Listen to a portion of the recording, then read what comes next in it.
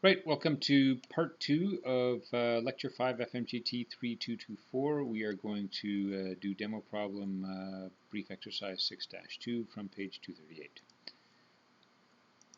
So we're looking at Kramer Corporation, a diversified manufacturer of consumer goods. Their activity-based costing system has the following 7 activity cost pools.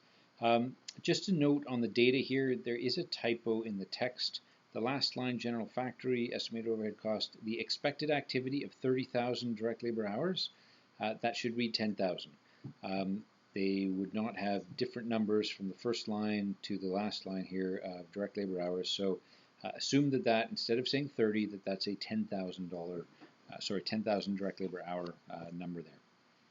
All right, requirement number 1 is to compute the activity rate for each activity cost pool. So we've got the pool estimated cost, estimated activity, and then the rate.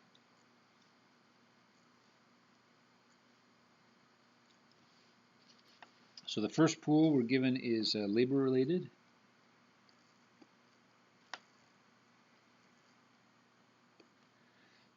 Estimated total cost of 48,000.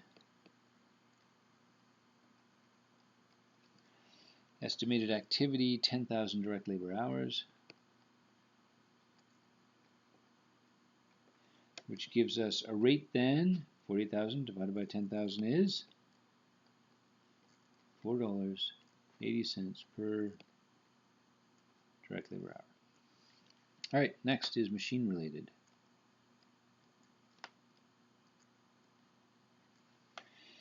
$67,500 divided by 30,000 machine hours gives us a rate of $2.25 per machine hour. Next we have machine setups. $84,000. The estimated activity was 600 setups, and therefore that works out to $140 per setup. Production orders.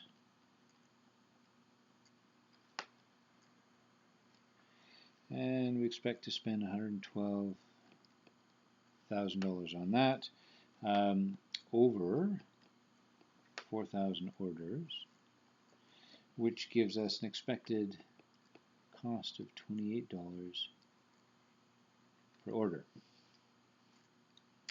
We have production testing.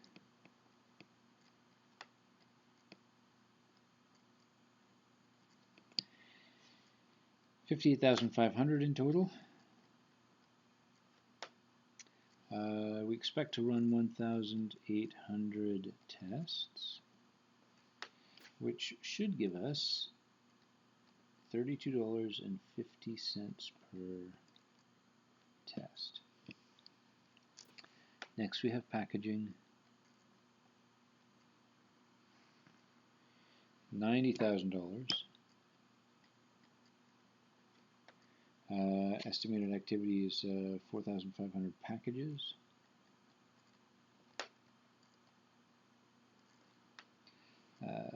Which works out to $20 per package.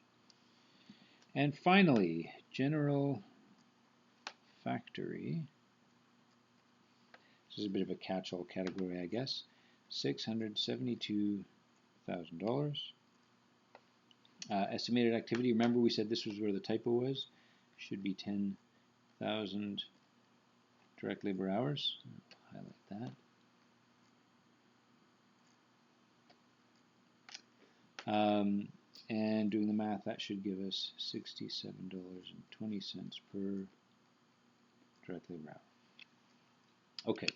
And actually, I'm just going to erase the dollar sign because these are all dollars and I don't want to confuse anybody by only having it in one of the others. Okay, so we've now computed the activity rate for each activity cost pool. Fair enough. And we were asked to also compute the company's predetermined overhead rate, assuming that they use a single plant-wide rate based on direct labor hours. So total costs then we need to know. So if we add all these guys up, we get $1,132,000. So 1132, and then divide that by the 10,000 direct labor hours that we expect to incur, and that gives us a rate of $113.20 per direct labor hour.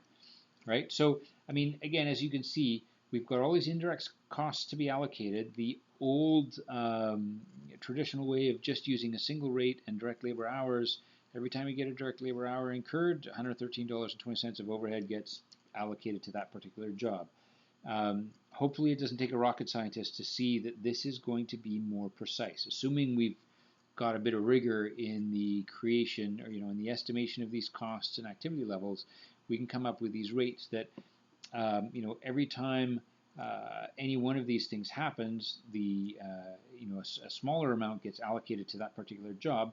But because these jobs are going to be different, they're going to vary widely in size and complexity and everything else, we will have a more accurate sense of what that job actually cost us in terms of our indirect costs by using this particular method. All right, so that's it for the demo problem.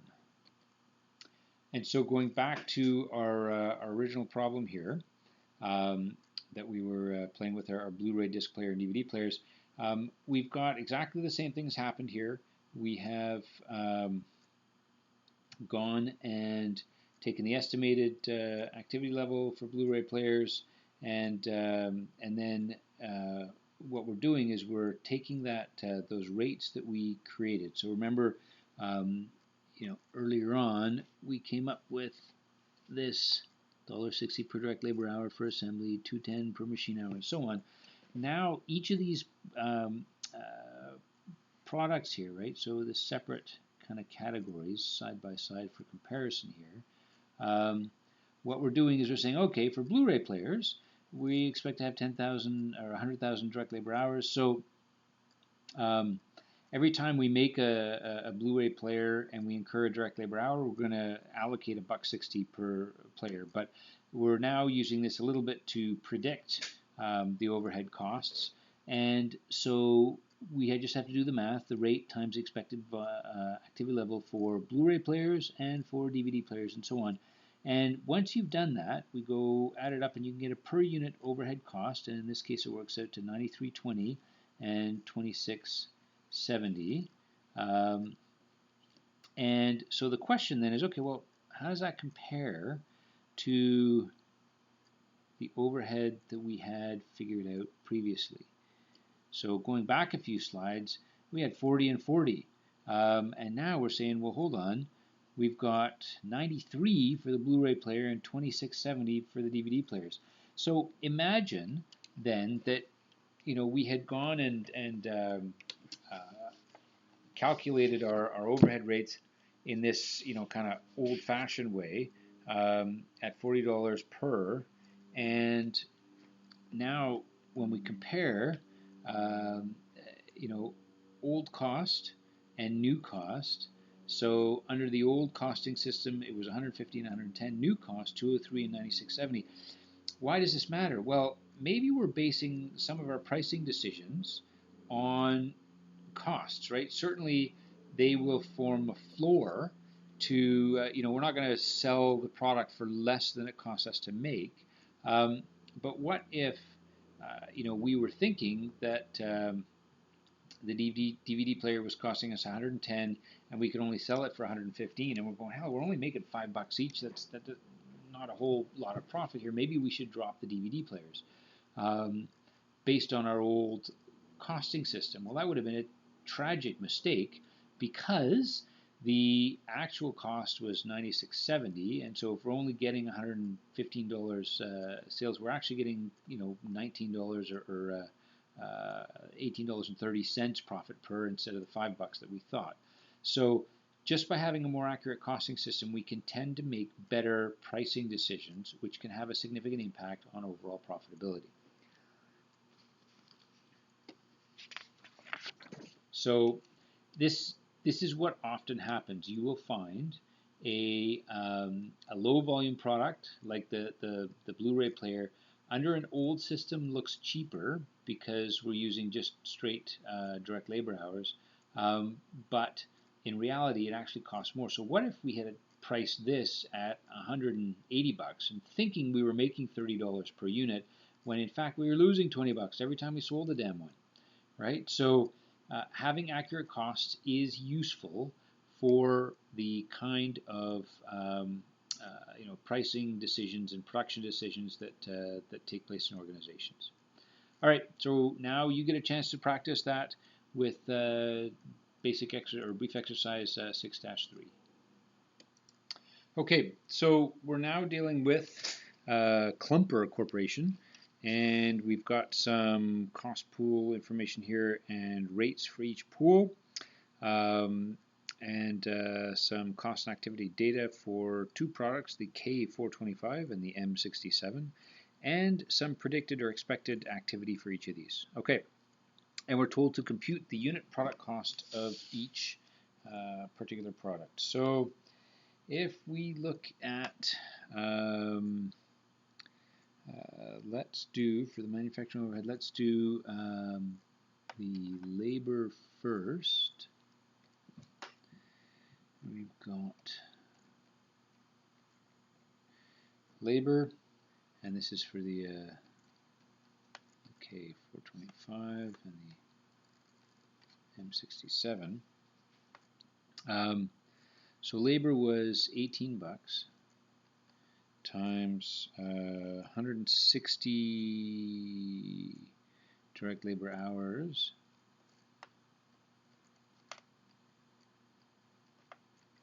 for a total of 2,880, whereas for the M67 it was our $18 times 1,000 for a total of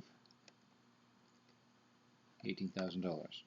So that's labor. Next we have machine related. The rate there is also $18, and we're looking at 200 of those, whatever these are, machine hours, I guess. And so that gives 3,600. And for the M67, $18 times 3,000, and that gives 54,000. And next we have machine setups, and each setup is $50, and we expect to have 2 setups for a total of $100 there. And how many setups for the M67? 8. 400. Okay. Production orders. Each order costs 120, and we expect to have 2 of them for the K425